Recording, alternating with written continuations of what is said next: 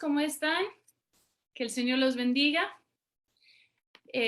Pues es un gozo y un privilegio poder estar con ustedes, aunque sea por esta manera. Mi nombre es Abby Torgersen y junto con mi esposo Jason servimos como los conectores regionales de la Iglesia de Dios en América Latina y realmente es un privilegio poder participar en este evento. Lastimosamente no puedo estar de forma presencial. Tenía todo listo para ir y como por un tema relacionado con el virus, en fin, a última hora no pude viajar, pero sí es un gozo poder ver los hermanos reunidos ahí. Y pues felicito mucho a los hermanos de la CID y los hermanos de Guatemala por llevar a cabo un evento tan bonito, tan importante y realmente muchas gracias por permitirme la oportunidad de compartir con ustedes. Como ya mencionamos, somos los conectores regionales de América Latina, junto con mi esposo Jason, y pues todos sabemos que en el ministerio nadie trabaja solo. También tenemos a nuestra familia, a nuestros hijos, que voy a intentar compartir una foto de esta familia. A ver. Bueno, ese es mi esposo Jason, mi hijo mayor Josiah, y nuestros gemelos Silas y Rebeca, que llegaron como de sorpresa de todos en el año 2020. Y como ya les mencioné, en nuestro trabajo como conectores regionales, ¿qué es lo que hacemos? Tenemos el privilegio como misioneros de Global Strategy, que escucharon del hermano Andrew, es como el departamento de misiones de la Iglesia de Dios en América del Norte. Tenemos como misioneros la oportunidad de caminar junto a la iglesia local a nivel global. Y eso se ve diferente en los ministerios de cada uno. En el caso de las otras regiones, ellos tienen lo que se llaman coordinadores regionales, que aquí también antes había. Y los coordinadores trabajan con los misioneros, con los proyectos y también con los líderes de los países para, digamos, organizar eventos como este y también para mediar tal vez en conflictos o ayudar a compartir ideas, proveer capacitación para los líderes. Pero lo más hermoso de América Latina es que no tenemos coordinadores, tenemos conectores, porque aquí en América Latina ustedes tienen a la CID, los hermanos de la CID, que ya se ha visto su gran capacidad para programar eventos como este, como las reuniones por Zoom el año pasado, y que tiene mucha sabiduría para ayudar a establecer una visión para América Latina y para apoyar a los hermanos, a los pastores. Entonces, es muy lindo tener la oportunidad de caminar junto a ellos y bajo su liderazgo.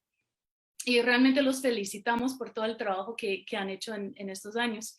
Y nosotros sí trabajamos con misioneros, con proyectos, pero lo que mayormente hacemos como conectores regionales es facilitar conexiones. Conexiones a veces entre Estados Unidos y América Latina o entre países y líderes o con misioneros. Y realmente compartimos ideas, recursos, materiales, porque lo que hemos visto en estos años es que muchos pastores y muchas iglesias trabajan de forma muy aislada y lo que queremos promover en nuestro trabajo es más, digamos, colaboración y confraternidad entre los hermanos.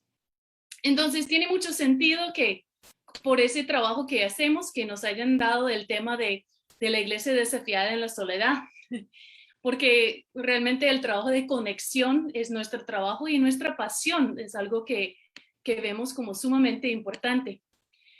Pero me tocó confesar que cuando me llegó el tema, me reí un poco pensando más en el aspecto personal, porque todos sabemos que durante la pandemia el tema de la soledad fue algo como muy importante para muchas personas, que fue un desafío, creo que sobre todo en los Estados Unidos, donde hay mucha gente que vive sola, pero también en otros lugares, que la gente ya por estar mucho tiempo encerrada, se puso aburrida, que muchos se pusieron a Facebook a quejarse que, ay, que estoy aburrido, que no tengo nada que hacer, que lo estoy pasando viendo Netflix, que no sé qué.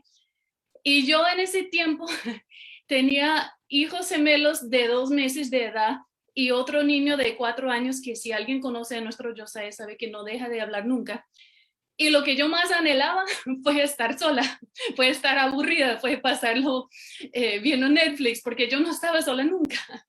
Siempre estaba acompañada, digamos, de esos hijos que tenían sus necesidades y que querían jugar y hablar y bueno, los bebés que necesitaban comer mucho y todo lo demás. Yo no estaba nada aburrida y realmente anhelaba estar sola. De hecho, les confieso, hablando sinceramente, que el otro día vi una amiga que le dio malaria, está en África, vive ella, y le dio malaria y dijo que estaba en la clínica y que iba a estar un par de días y confieso que lo primero que me se ocurrió fue, ay, qué afortunada que ella tiene descanso de sus hijos. Bueno, cualquier mamá seguro en algún momento ha sentido eso, no sé. Pero eso fue como algo difícil de la pandemia para mí porque soy una persona, digamos, introvertida. Introvertida no quiere decir que no me gusta hablar, ni que no me gusta la gente, ni nada de eso, pero se dice que las personas introvertidas son personas que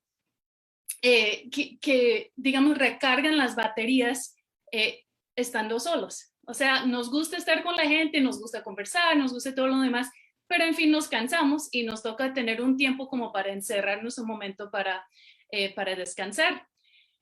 Al contrario de las personas introvertidas, son personas extrovertidas, como mi hermana, que tienen que estar con la gente como para sentirse bien. Pueden estar a solas por un tiempo, pero ya después de mucha soledad se desesperan, que ya recarguen las baterías, digamos, estando con la gente. Tienen que estar rodeada de personas para tener como las fuerzas y la energía para la vida. Son diferencias de temperamento, no más. Pero creo que para los dos grupos la pandemia ha sido algo como difícil. Tal vez para personas introvertidas que quisiéramos tener un descanso de la gente y también para las personas extrovertidas que quisieran salir a la calle, estar con todo el mundo, ver a los amigos, a la familia, a todos y andar por todos lados y que no se podía.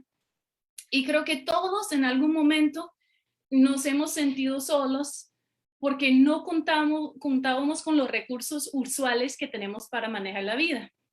No podíamos ir fácilmente a ver a la familia, no se podía salir a los centros comerciales, digamos, a los parques, a las casas de nuestros amigos. Y todos sabemos que en la gran mayoría de los casos no se podía ir a la iglesia de forma presencial. Y eso fue algo que realmente hacía falta. Y pues le doy gracias a Dios por los cultos virtuales eh, que, que permitían por lo menos algún tipo de conexión, sobre todo para la gente con el pastor de su iglesia local, para que pudiéramos por lo menos recibir palabra y conversar y todo lo demás.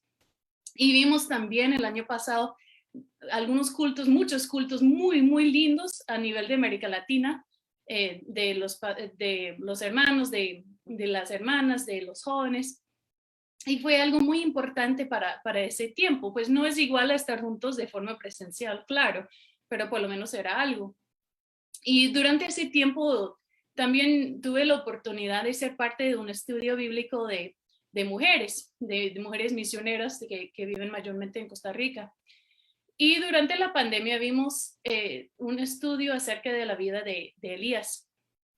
Y durante todo ese tiempo que estábamos pasando, vimos un texto durante ese estudio que realmente me llamó la atención, que fue algo que yo necesitaba.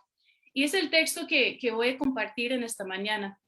Vamos al libro del Primero de Reyes, capítulo 19.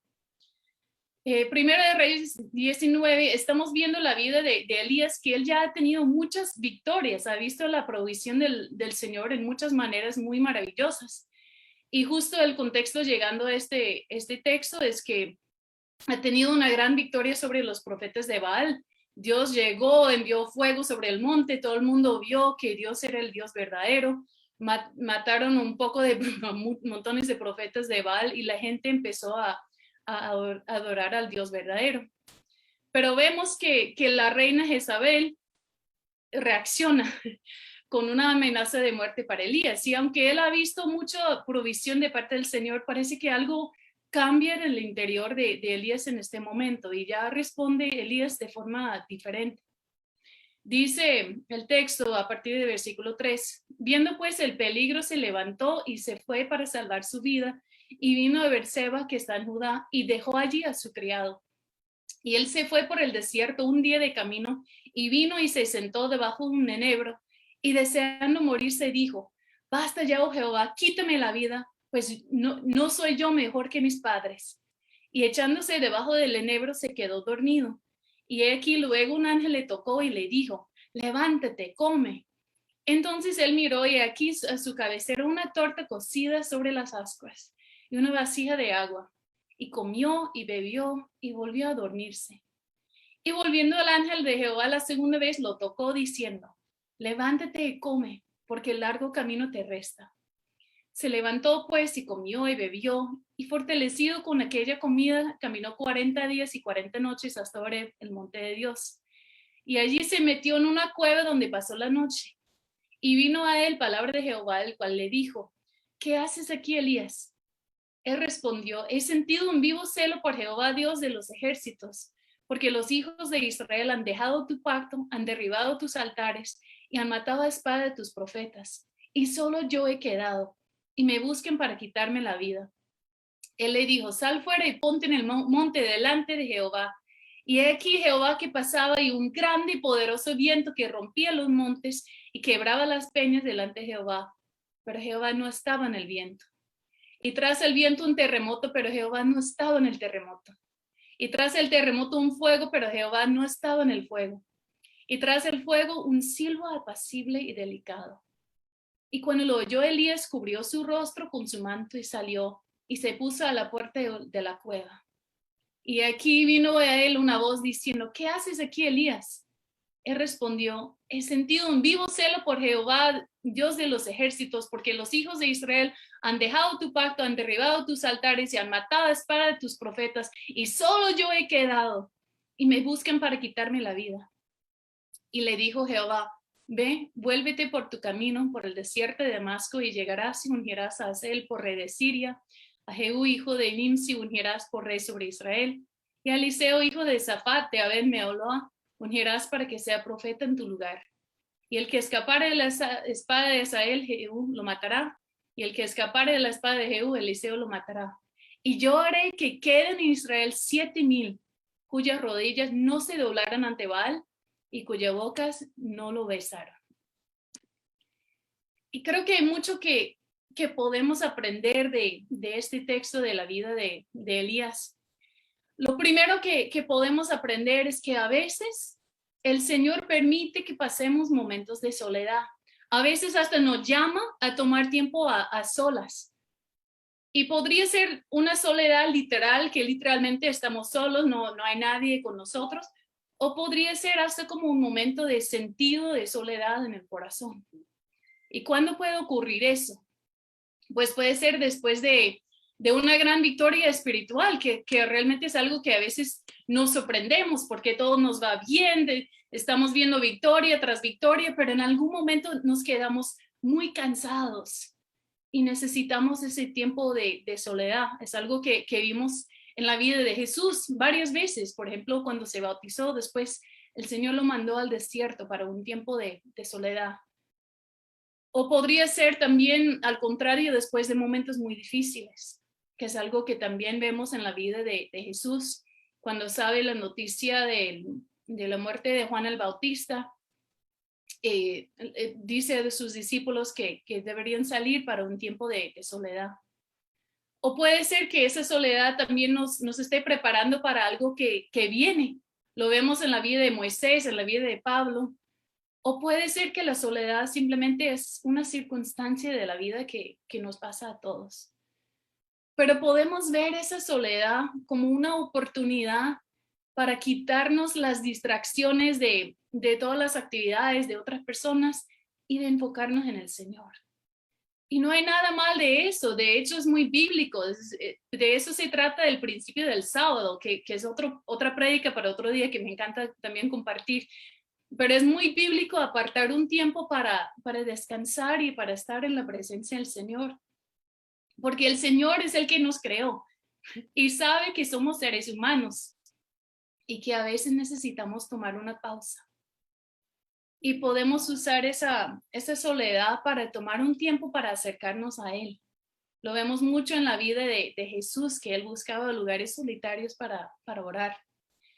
Y sabemos que en esos momentos de soledad, el Señor nos ministra.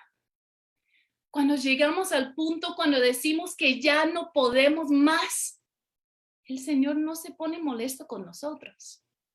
No vemos en el texto de Elías que el Señor llega para regañarlo, que por favor, Elías, ¿cómo así? Que ya tuvo tantas victorias, me ha visto tantas veces, ¿por qué tiene miedo ahora esa mujer? ¿Cómo así?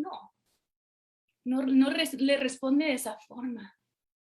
Más bien, vemos una forma tan tierna que el ángel le brinda agua y una torta cocida. Algo tan básico para ministrar a las necesidades de Elías. Y a veces nosotros llegamos al punto de estar tan exhaustos de las cargas del ministerio, del trabajo, de la familia, que a veces necesitamos descansar y atender las necesidades más básicas, físicas o espirituales. Dice Jesús en Mateo 11:28, venid a mí todos los que estáis trabajados y cargados, y yo os haré descansar.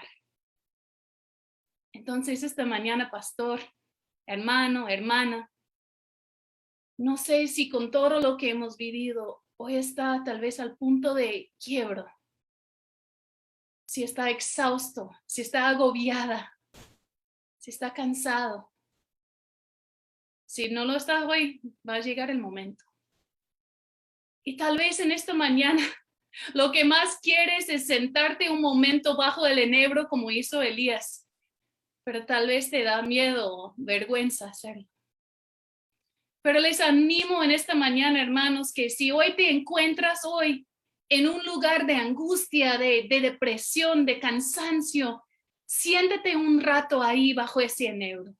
Llora, grita o simplemente duerme. Y hermanos, yo creo que en vez de regañarte, lo que el Señor más anhela es sentarse un momento contigo y acompañarte en ese momento que estás pasando. Que el Señor te quiere brindar ese refresco, el refrescamiento físico, espiritual que tanto necesitas. Y realmente creo que el Señor te va a bendecir con su presencia en ese momento. Porque es bajo ese enebro, es en esos momentos de soledad que tenemos encuentros con el Señor, que hallamos su presencia. En ese lugar bajo el enebro, Elías encuentra al ángel. Después pasa a la cueva y otra vez encuentra la presencia del Señor de una forma única, muy especial. Y lo vemos en tantas otras partes de la Biblia. Jacob, estando a solas, lucha contra el ángel. Agar sale a solas al desierto y allá recibe la provisión del Dios que la ve. Moisés pasa al desierto y después de 40 años ve a Dios en la zarza ardiente. Y después en todo su ministerio pasa a solas al monte para ver al Señor cara a cara o para hablar cara a cara. Juan, estando a solas en la isla de Patmos, no se queda ahí desesperado, sino que tiene una visión del trono de Dios y escribe todo lo que vemos en el libro de Apocalipsis. Estas historias y tantas otras son muy diferentes, pero lo que tienen en común es que todos, estando a solas, tienen un encuentro increíble con el Señor. Porque sin esas distracciones de otras personas, tenemos la oportunidad de enfocarnos en Él. O si no podemos estar literalmente a solas, pero nos sentimos solos en el espíritu, que creo que a veces nos pasa a todos, nos da la oportunidad de acudirnos a Él porque sabemos que no tenemos otro. Y así se fortalece nuestra relación con Él.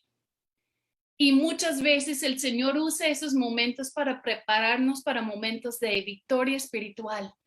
Pablo pasa varios años en Arabia antes de su ministerio. El carácter del rey David se formó ¿dónde? Como pastor de ovejas, rodeado únicamente por ovejas. Daniel y sus amigos cuando llegan al exilio, pues no están solos de forma literal, pero son los únicos que no comen lo que se ofrece el rey o que no se arrodillan delante del ídolo. Pero es ahí en esa soledad espiritual, se podría decir, que ellos encuentran al Señor de una forma impresionante. Esther, la única judía en todo el palacio del rey, ve la provisión del Señor. Porque son en esos momentos que que estamos solos o que nos sentimos solos, tenemos la oportunidad de estar en la presencia del Señor. Entonces, hermanos, hermanas, en esta mañana, si te encuentras debajo de un enebro, no tengas miedo de sentarte un rato y dejar que el Señor te ministre. Pero, ojo, no construyas tu casa ahí. Porque lo que también vemos en esta historia de Elías, que por más beneficiosa que sea la soledad, y es muy importante, también puede ser algo peligroso. Porque la soledad llevada al extremo a veces hace que seamos un poco egoístas. Si vivimos solos, por ejemplo, nos acostumbramos a tener toda nuestra manera. Creo que todos los que se casan ya con un poco más de edad sabemos de eso, que a veces dos personas acostumbradas a vivir a su manera tratan de vivir juntos y hay choques, hay conflictos, porque a veces la soledad nos hace un poco egoístas. O puede ser también que el enemigo se aprovecha cuando estamos pasando por esos momentos de soledad para decirnos que sí, estamos solos, que nadie entiende lo que sentimos, que nadie nos quiere, nadie nos necesita. Y nos quedamos a veces enfocados en lo negativo o en lo que no tenemos. Creo que fue una tendencia durante la pandemia, fue muy fácil enfocarnos en todo lo que no podíamos hacer o lo que no teníamos. Vemos en el texto de Elías que él descansa y come y toma agua y corre 40 días para la cueva.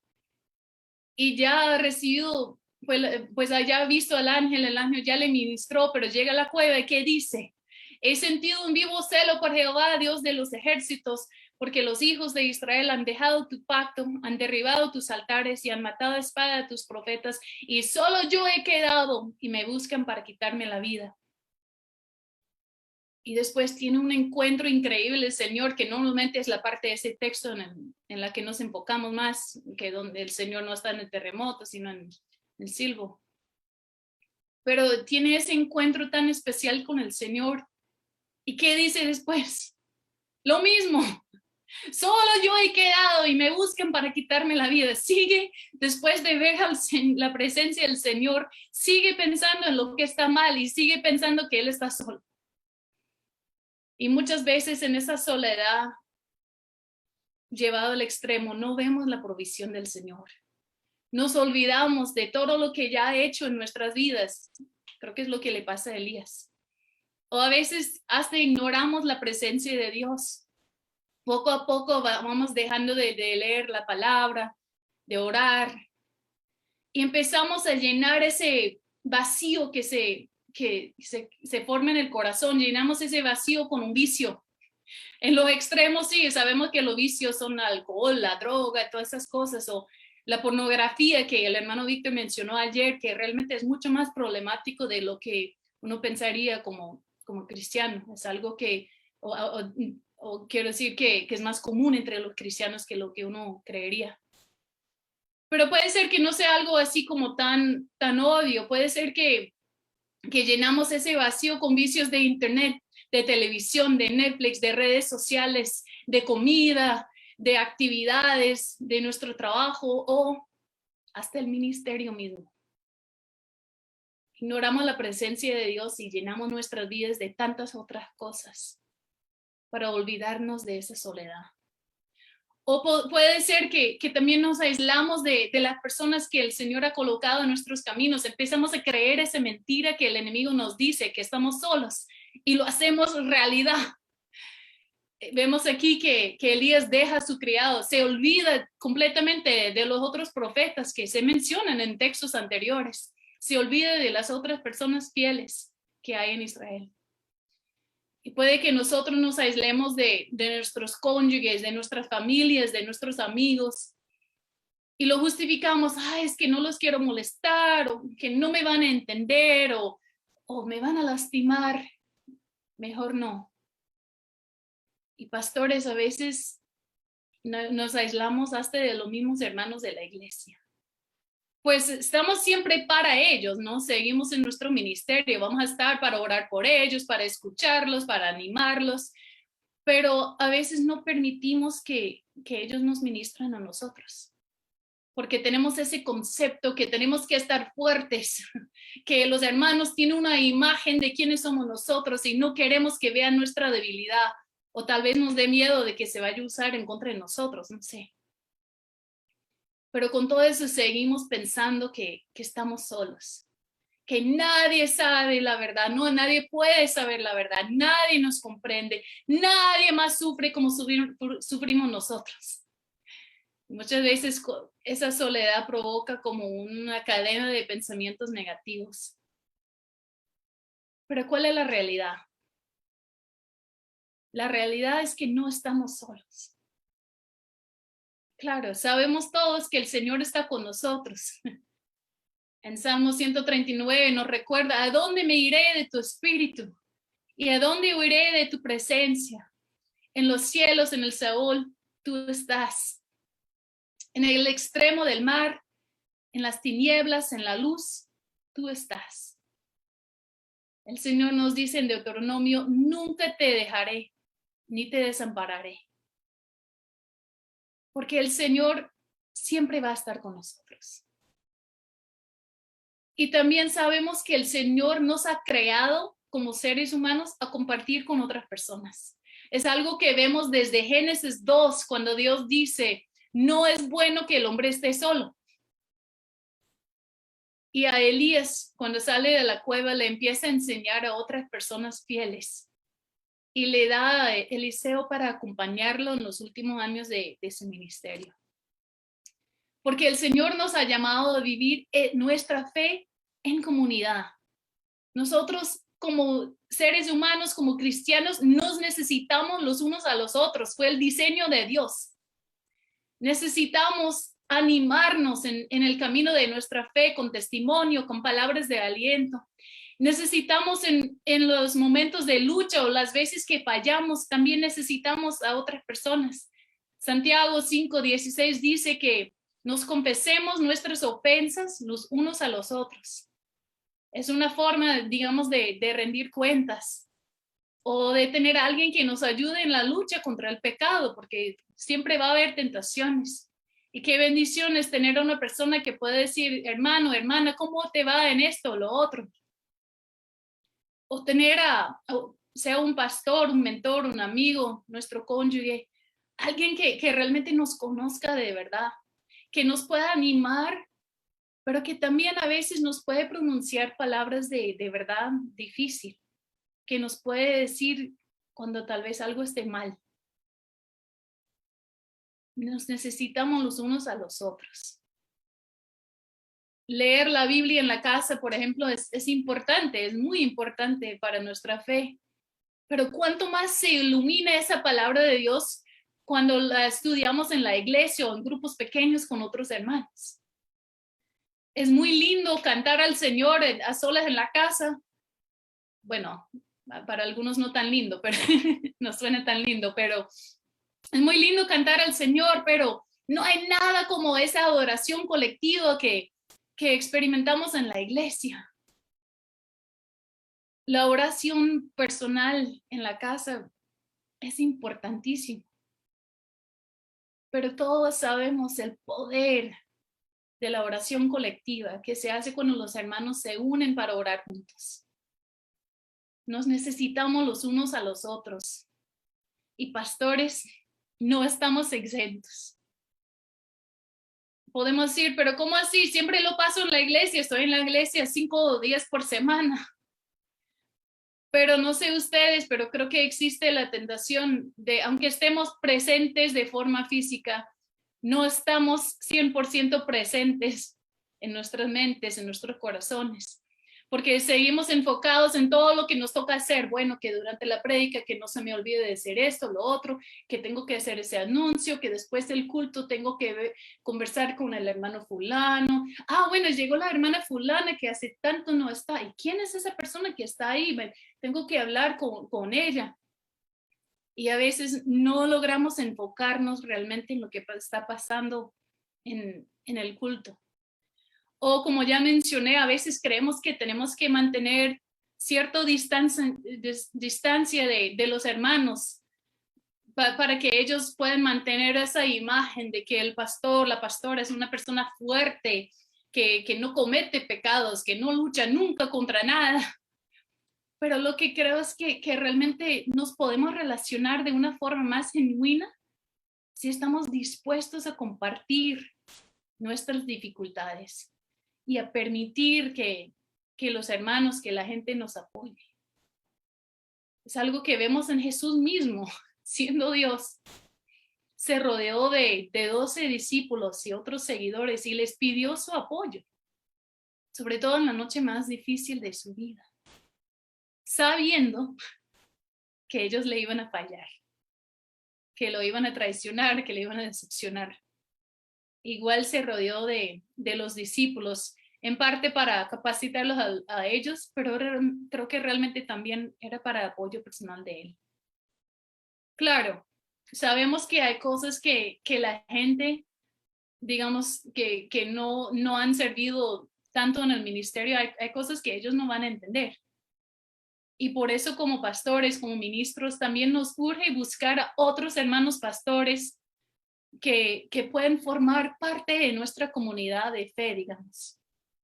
Bueno, todos los que están asistiendo a un evento como este, por ejemplo, es algo muy importante poder recibir la palabra, participar en la adoración, conocer a otros hermanos pastores que realmente entienden un poco de lo que estamos viviendo. Se puede acudir a los hermanos del directorio de la CIM, por ejemplo, también para brindar ese apoyo espiritual. Y el Señor también nos da a nuestro Eliseo.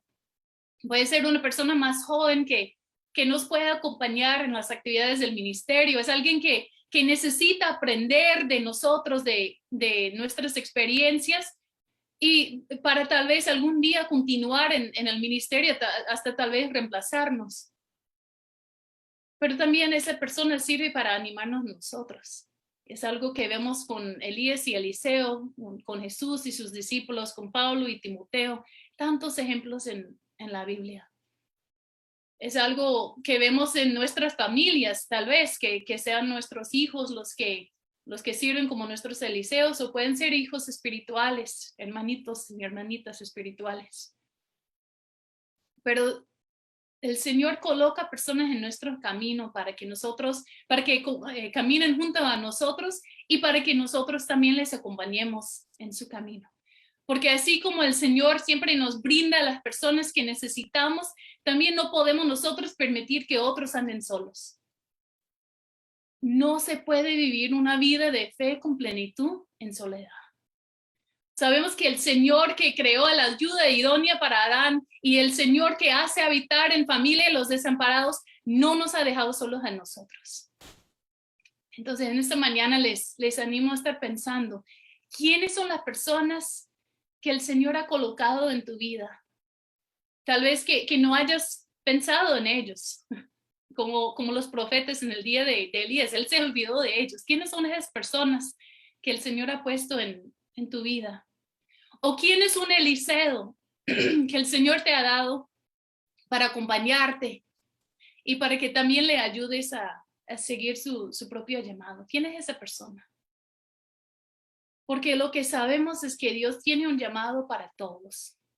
Somos el cuerpo de Cristo, cada uno con su llamado, cada uno con su función. Es lo que también vemos en la historia, que siempre hay trabajo por hacer.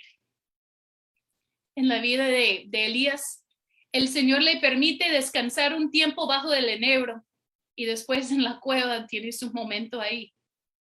Pero ¿qué pasa después? Le pone a trabajar otra vez. Y sabemos que si seguimos leyendo la vida de Elías, que le quedan varios años de ministerio, pero esta vez va acompañado por Eliseo. Sabemos que para todos el descanso es importante, es muy importante, pero el sábado no dura toda la semana. Y a veces hay momentos cuando nos quedamos atrapados en esa cueva de soledad o bajo ese enebro de depresión, de mal pensamiento. Y a veces, no siempre, pero a veces lo mejor que podemos hacer es levantarnos y volver a trabajar. Dice Jesús en el texto que ya leímos, venid a mí todos los que estáis trabajados y cargados y yo os haré descansar. Pero no lo deja ahí. Continúa, llevad mi yugo sobre vosotros y aprended de mí, que soy manso y humilde de corazón, y hallaréis descanso para vuestras almas, porque mi yugo es fácil y ligera mi carga. Porque siempre hay un mundo lleno de personas que no conocen al Señor y en tiempos como estos que lo necesitan más que nunca, y a todos nos ha llamado a ser parte de su misión y alcanzar a los que todavía no lo conocen. Cada uno de nosotros tenemos nuestro papel y el trabajo de cada uno es diferente. Pero juntos, trabajando juntos como los bueyes que cargan el yugo del Señor, podemos llevar a cabo su misión en el mundo. Aún hay trabajo por hacer. Entonces, ¿qué hacemos con todo esto? Con todo eso que hemos visto de Elías, de la soledad.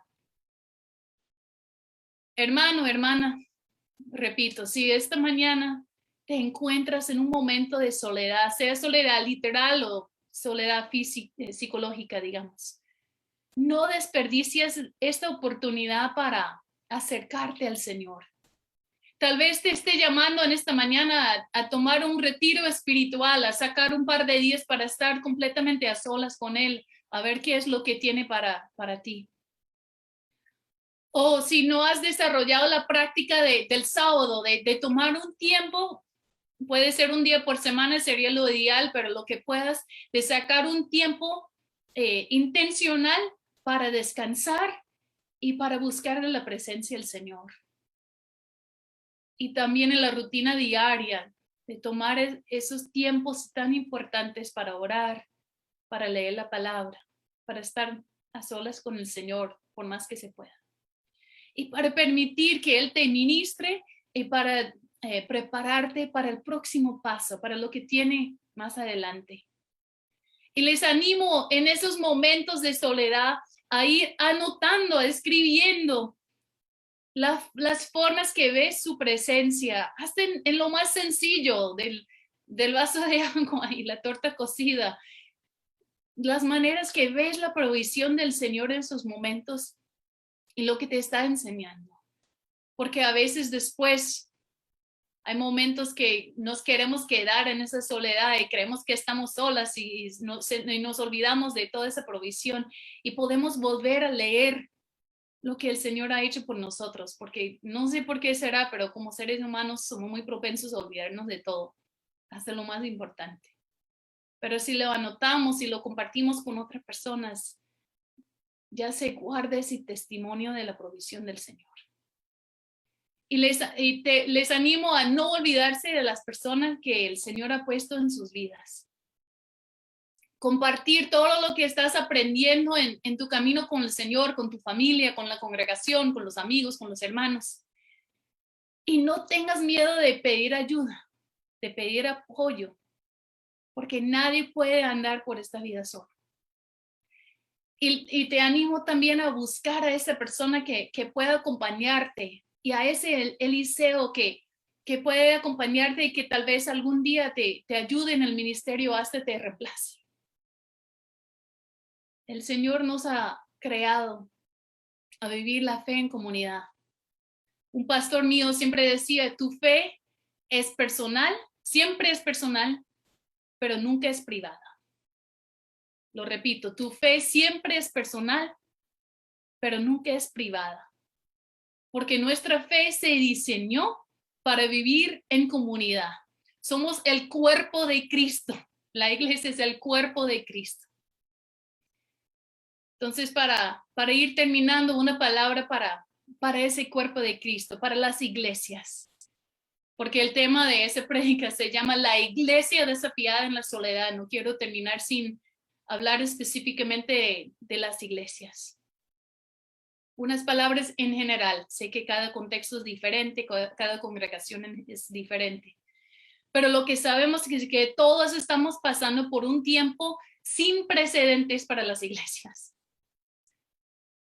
Pero lo que sabemos es que Cristo tiene grandes planes para su iglesia y también para tu congregación. Porque así como cada hermano, cada hermana tiene un llamado y un papel importante en el cuerpo de Cristo, en el reino de Dios, cada iglesia también tiene un llamado y un papel importante en el reino de Dios. Y este tiempo que hemos pasado, este último año, año y medio, ha sido para muchas iglesias un tiempo de reconfiguración total. Muchos tuvieron que aprender de un día para otro, usar la tecnología para mantenerse conectados, fuera Facebook, fuera Zoom, fuera lo que fuera. Y apenas habían aprendido eso, que ya empezaron a retomar cultos presenciales, pero en muchos casos con muchos protocolos de salud. Les tocó ser creativos, pero ¿cómo hacemos? Sobre todo como latinos, sin poder saludarnos, sin poder en algunos casos cantar en la iglesia. ¿Cómo podemos hacer eso? Pero hemos visto ejemplo tras ejemplos de cómo fueron tan creativos, de cómo aceptaron el reto y la oportunidad para hacer algo diferente, para reimaginar la forma de realizar los cultos. Uno de los pastores de Costa Rica estaba animando a los hermanos y dijo, hermanos, sabemos que sobre todo como latinos es difícil sin poder cantar, pero tal vez es la oportunidad que el Señor nos ha dado para volver a la centralidad de la palabra, de la oración, porque no podemos cantar, pero sí podemos predicar, sí podemos orar, y tal vez llegó el momento de enfocarnos en lo más importante que es la palabra de Dios. Han sido muy creativos. Muchas iglesias han visto el remanente, digamos. La pandemia ha revelado quiénes son los hermanos fieles y quiénes no son tan fieles. Quiénes son los que han vuelto de cierta forma, por lo menos, y quiénes son los que nunca van a regresar. Y en otros casos han llegado hermanos nuevos a las iglesias y gloria a Dios por eso. Pero a veces con eso se va cambiando la cultura total de la iglesia. ¿Y qué hacemos en eso? Les invito a todos a tomar ese tiempo de zarandeo, digamos, para orar y descubrir cuál es el llamado que Dios tiene para su congregación, cuál es la obra que Dios le ha encomendado específicamente a tu iglesia. Porque es muy importante, no trates de copiar a las demás iglesias, a la iglesia de Rick Warren, a la iglesia de Hillsong, a la iglesia de algún pastor que ven en la televisión, ni copiar al hermano Gudiel, ni al hermano Víctor Quispe, por más santos que sean. Porque como el cuerpo de Cristo sabemos que cada individuo, cada iglesia, cada congregación tiene su llamado y su papel y nos llama a todos a ir orando, discerniendo, descubriendo cuál es el llamado único que Dios tiene para su iglesia. Pero ojo, muy importante en eso. Les animo a no olvidarse de que ninguna iglesia es una isla. Hacia las iglesias se necesitan las unas a las otras. No podemos copiar lo que hacen los demás, pero sí podemos estar conectadas con otras iglesias, otras de la iglesia de Dios y en muchos casos con discernimiento, con otras iglesias de sana doctrina en sus comunidades. Muchos de ustedes ministran en contextos donde no hay otras congregaciones de la iglesia de Dios. No quiere decir que puede ser una isla ahí en su comunidad. Hay en casi todos los casos existen otras iglesias de sana doctrina y a veces el Señor nos llama a estar conectadas con ellos, a aprender y apoyar, aprender de ellos y a apoyar lo que están haciendo. ¿Cómo así? Como iglesias, como pastores, como líderes, podemos asistir a eventos como este para aprender cosas que podemos implementar en nuestras congregaciones. Podemos participar en grupos sanos de WhatsApp, en eventos virtuales o matricularnos en programas de estudio sobre ciertos temas para poder mejorar nuestro ministerio en la iglesia. Podemos mantenernos en conversación con otros pastores, sea de la iglesia de Dios o de otros grupos de sana doctrina, a ver lo que podemos aprender de ellos. O acudir a buenos recursos que ya existen. Por ejemplo, no toda iglesia tiene que escribir su propio currículo de discipulado. Hay muchas iglesias que ya tienen algo desarrollado que sirve muy bien, algo muy bueno. Y claro, se puede adaptar al contexto de su congregación, pero no todo pastor tiene que escribir un programa de discipulado solo. Podemos acudir a los recursos que ya existen. Y si necesitan esos contactos o esas ideas creativas, pues comuníquense a los hermanos aquí o los hermanos de la CID, porque ellos sí tienen muchos contactos para poder aprender de los demás. Y también para apoyar a los demás, porque a veces como iglesia creemos que nos toca hacer todo solos. Vemos, digamos, la necesidad de hambre en la comunidad y queremos abrir un comedor comunitario y muy lindo, pero si somos una iglesia pequeña y no tenemos los recursos para hacerlo bien, porque no nos comunicamos con otras iglesias del barrio, de la comunidad, para decir, ustedes tienen un comedor, ¿qué podemos hacer para apoyar lo que ya están haciendo? O si el Señor les ha bendecido con más recursos o con un ministerio fuerte, también les animo a compartir sus recursos, sus ideas con otros hermanos y a permitir, lógico, con discernimiento, que ellos apoyen lo que están haciendo. Puede que el Señor esté llamando a su congregación a plantar una iglesia en otro sector, a no hacerse una iglesia, una mega iglesia, una iglesia enorme, sino tal vez mandar a algunos hermanos que viven en otro lugar a abrir otra obra para ministrar en ese sector.